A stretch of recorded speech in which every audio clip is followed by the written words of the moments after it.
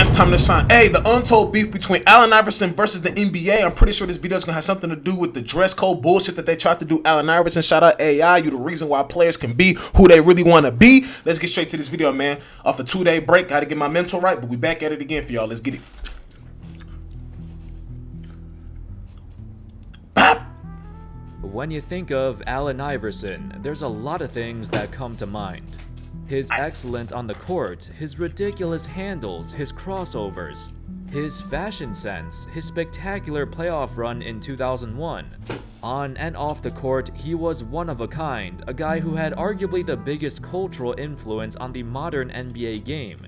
In an era of giants, Iverson dominated, and his skills on the court need no further introduction. However, what doesn't get talked about much is his relationship with the NBA itself. Right. Namely, his relationships with former commissioner David Stern, and his relationship with the referees. There was a lot of stuff going on behind the scenes, to the point where the league was targeting Iverson on purpose. In this video, we're gonna take a look at these topics and the circumstances surrounding Iverson's beef with the NBA. Let's get it. First, let's start with the refs. This is one of the lesser known stories of Iverson's career, and it's something that probably should be talked about more. Let's take a look at an excerpt from the book Blowing the Whistle by former referee Tim Donaghy in 2007. Okay. For those who don't know, Donaghy was convicted for participating in that huge betting scandal. Oh. However, what he says here makes a lot of sense, considering what happened afterwards proved it to be true. Relationships between NBA players and referees were generally all over the board, love, hate, and everything in between. Some players, even very good ones, were targeted by referees and the league because they were too talented for their own good. This leads us to his piece on Allen Iverson. Donaghy said, "Allen Iverson provides a good example of a player who generated strong reactions, both positive and negative, within the core of NBA referees. For instance, veteran referee Steve Javie hated Allen Iverson and hated to give him a favorable call. Damn, why? If Javie was on the court when Iverson was playing, I would always bet on the other team to win or at least cover the spread. No matter how many times Iverson hit the floor, he rarely saw the foul line." Yeah, we see a lot of these players going down with this betting shit or playing like purposely throwing the ball away. We seen a lot of stuff. You see the Terry Rozier situation. What's the dude's name who's on the he used to be on the Bucks. I forget what team he's on now, but I think Malik Beasley, like, it's hella shit going on. At first, it might seem that this beef between Javie and Iverson was fabricated by Tim Donaghy. However, in that same year, the NBA fined Iverson $25,000 for his remarks about Steve Javie after the Nuggets lost to the Sixers. In regards to the fine, Iverson stated, "I thought that he was calling the game personal and he threw me out. His fuse is real short anyway, and I should have known that I couldn't say anything anyway. It's been something personal with me and him since I got in the league. This was just the perfect game for him to try and make me look bad." They fine you for anything. Let's keep it going. On top of this, Donaghy himself admitted to seeking revenge against Iverson for the way he confronted and acted towards the refs. A few months later, after Iverson got traded, in a game between Denver and Utah, Mehmet Okur knocked Iverson to the ground late in the game, but it resulted in a no call. In an interview on 60 Minutes, Donaghy was reffing this game, and apparently him and the refs wanted to, quote, teach him a lesson. With that being said, there were also other refs like Joey Crawford, the guy who threw Tim Duncan out of the game for laughing. Most players despised Crawford. However, Iverson was one of a few players who got along well with him. It was mainly because Crawford's grandson is a huge fan of him, and they would routinely be seen shaking hands, taking pictures, and talking to each other.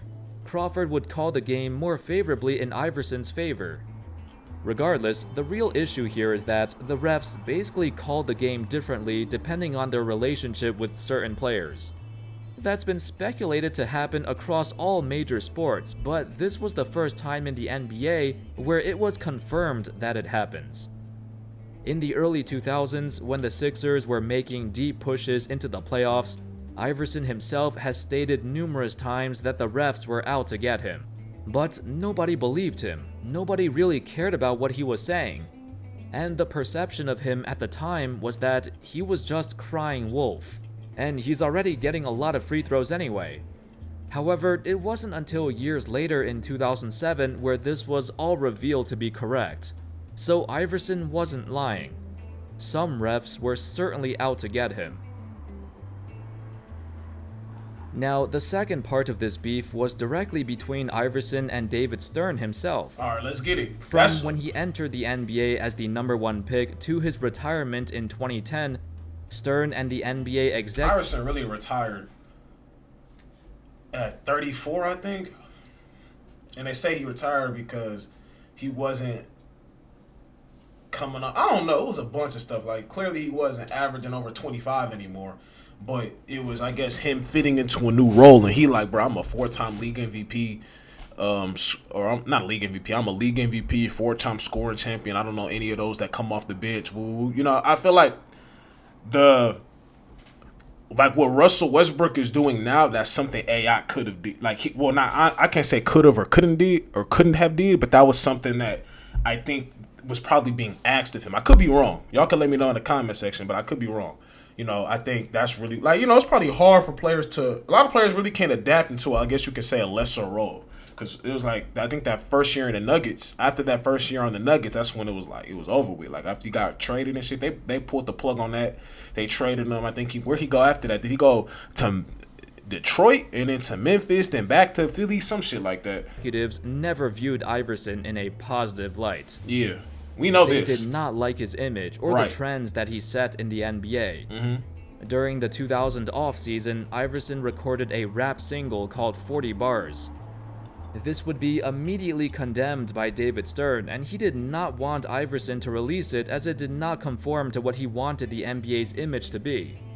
It's quite ironic because the NBA made millions upon millions of dollars off of Iverson's image to begin with. Mm-hmm. Yet they used him as an example of how not to act. It was quite ironic indeed. In 2005, the NBA implemented a new dress code, becoming the first major sports league to control the way their players dressed up. The dress code would ban fashion and clothes that was associated with hip-hop culture. And I didn't like this, but like no headphones, no headphones is crazy, bro. No chains or like come on, bro. Like they did this, like they didn't want to make the NBA, like you had to come into everybody. Like here's one thing I want to say, everybody's not. I could definitely be professional. I like to dress up. I could put on a little, you know. I could put something. I wouldn't say I'm a suit and tie wearing person. I can most definitely. I could throw that shit on easily. That was cringy, but easily, you know.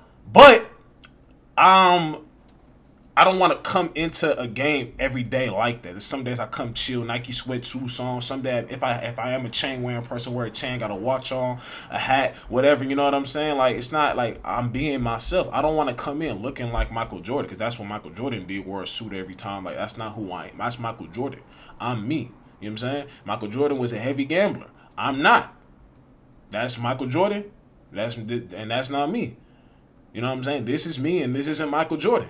That's, I think, like, so I really get when they say Allen Iverson literally had to crawl so modern NBA players could walk. Real shit. During press interviews or sidelined injuries. That list included things like do-rags, large jewelry, and ripped jeans.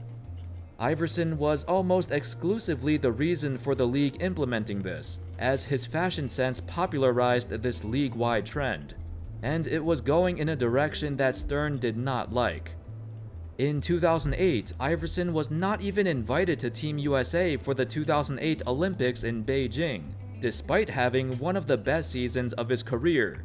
In the 2007-8 season, he was the best player on the Denver Nuggets, better than Melo, who did get invited to Team USA. Damn. The media cited the reasons for that was due to his lackluster performance in 2004. But a lot of other players from 04 got invited back, and Iverson had a great rapport with his teammates. In fact, Iverson was actually one of the better players on that '04 Olympic team that won bronze. They just didn't want him back, bro. The They issue tried to was lie. he didn't see eye to eye with the coaching staff. But by 2008, the entire coaching staff from '04 was overturned, so I feel like that's not a valid reason to exclude him. Perhaps the most disrespectful moment was at the end of his career. The 2009-10 season would be his final season in the NBA. Yet he had no fanfare. He got no tributes from the media. The NBA did not treat his retirement appropriately. This was a guy who changed the entire culture of the NBA, and in his prime, he was arguably the most popular player since Michael Jordan. But it seemed like the NBA did not care whatsoever, and viewed Iverson as a burden and that his retirement was a relief. It wasn't just the NBA media either. On ESPN, right after Iverson retired, they created a poll on national television, asking fans what they remember the most about Iverson. What did they say? The first option was a Hall of Famer. The second option was his practice rant. That ended up being the choice that most people selected. Bam. It is kinda sad though, to have one of the most legendary players of all time be remembered for this practice rant. There's so much else to his legacy than just this. This continued with articles from NBA.com as well. They would rank the top 10 players from the 2000s decade, and Iverson didn't even get into the top 10, nor was he even given an honorable mention. Maybe it was arguable and he barely missed it, but still, it was a highly controversial list when it came out, and fans believed it was another knock on Iverson's legacy. From his quiet retirement to all the disrespect throughout the years, a lot of channels and sports media created a mockery out of one of the best players of his generation. I wonder who what friends, who were the people in the NBA that AI was really rolling with, every day? Hey, this my dog. You know how you see certain NBA, you see Josh Hart and Jalen Brunson and them. I wonder who really was, hey, this my dog. You know what I'm saying? With Allen Iverson. At the end of the day, was Iverson the perfect player or perfect person? No, of course not. A lot of fans believe that he was indeed a polarizing player. But the polarization was created by the media itself. What the media does not talk about is that Iverson was an incredible teammate, a great leader who all of his teammates respected because he had their backs. He was never ejected for any flagrant fouls. Every time a former player was asked about Iverson, they only had good things to say about him. And AI as a competitor, he drove me to be as more obsessive about the game, because I had to figure out how to solve that problem, And I told him when I saw him here this weekend, I said, man, you don't realize. One thing I'm going to say is old school shit. I ain't gonna lie, the old school jerseys look way better than the new school jerseys. This Lakers jersey, the regular old school Laker jerseys from the 2000s to 2010. I'm not even gonna lie. You could even throw in a little bit of a little bit after 2010. Look way better than the jerseys now. The Sixers jersey, the old Allen Iverson Sixers jersey. I guess you don't want to have something that's old and keep moving, but they look better, bro. The 2000s, how their shorts were, not the super. I don't like this super high ass. You know what they did in the 80s and shit, and in the 90s, and then probably it calmed down in the early 2000s. How their shorts were actually knee level instead of the super high ones. Now everybody went back to the super high shorts and shit. It's like a young player thing. Young players like that short style. But I ain't gonna lie, that's one thing I fuck with from back in the day. The early 2000 shorts, way better. This Lakers jersey is beautiful. That's how much you push me, and I don't think people nowadays realize how great you were as a player. His peers, his contemporaries, they all viewed Iverson in a positive light. He would routinely give back to the neighborhoods of Philly and always spend time with kids at his camps. So despite all the media criticism, believe it or not, Iverson's a great guy. Yes, he did have his controversial moments, but for the most part, a lot of the negativity was fabricated to hurt his image. While he was widely disparaged by the media, he was also widely respected among the NBA players. No players have ever said anything bad about him. And that's all, folks. That sums up the circumstances of Iverson. Shout out AI. He definitely had his moments where, I ain't gonna lie, bro, you was tripping. That I've been out too late and I didn't feel like going to practice shit. Yeah, that was mania. I'm not gonna lie. You the best player on the team. You gotta show that leadership. But shout out to AI. That's my third favorite player of all time. Do we have a documentary on Allen Iverson coming up? Who knows? But anyways, if y'all like this video, man, I'm back again, bro. I know I missed 2 days of uploading. I'm back going crazy. I'm back on this YouTube shit. It was just two-day hiatus. That's all. Rest in peace to Kari, X, my grandma, both our grandmas, and I'm gone, man. Bam time. Signing out. Peace.